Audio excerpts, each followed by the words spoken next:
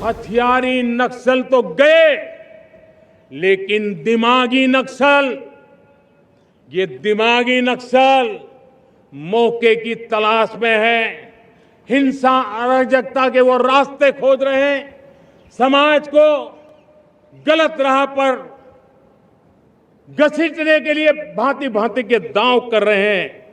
नक्सलवाद, माओवाद लाखों युवाओं के भविष्य को तबाह कर दिया, अनेक माताओं के दुधमल नौजवानों को छीन लिया, बर्बाद कर दिया, हर मां बाप के सपनों को चूर चूर कर दिया।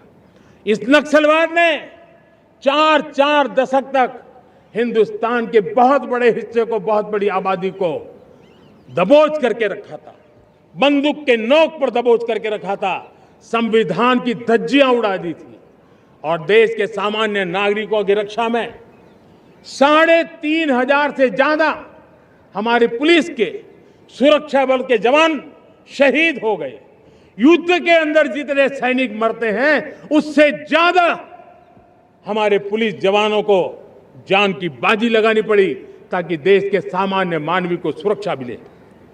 ये नक्सलवाद ने धरती को लहूलुहान कर दिया था। 2014 में आपने जब हमें मौका दिया, उसी दिन हमने संकल्प लिया था कि हम देश को नक्सलवाद से मुक्त करेंगे। और आज मुझे खुशी है कि नक्सली माओवादी हिंसा आखिरी सांस भी शायद रहने की अब तो ताकत नहीं रही है।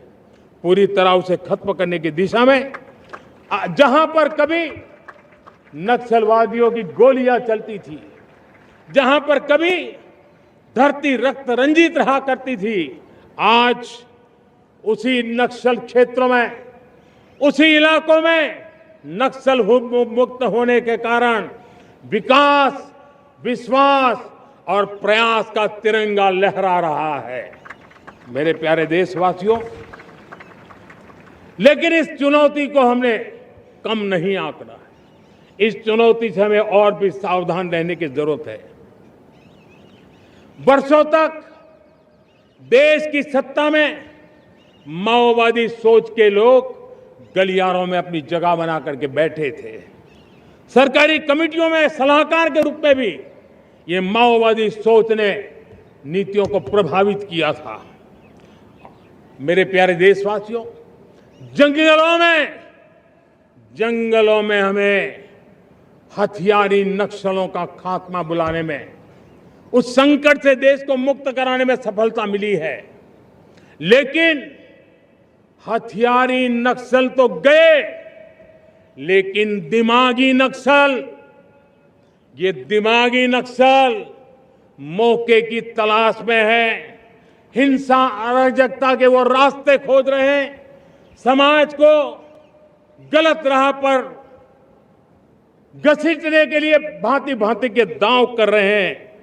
इन दिमागी नक्सलियों को पहचानना होगा, इन दिमागी नक्सलियों को आइसोलेट करना होगा और राष्ट्र को विकसित राष्ट्र बनाने की मुख्य धारा की ओर देश की युवा पीढ़ी को जोड़ना होगा।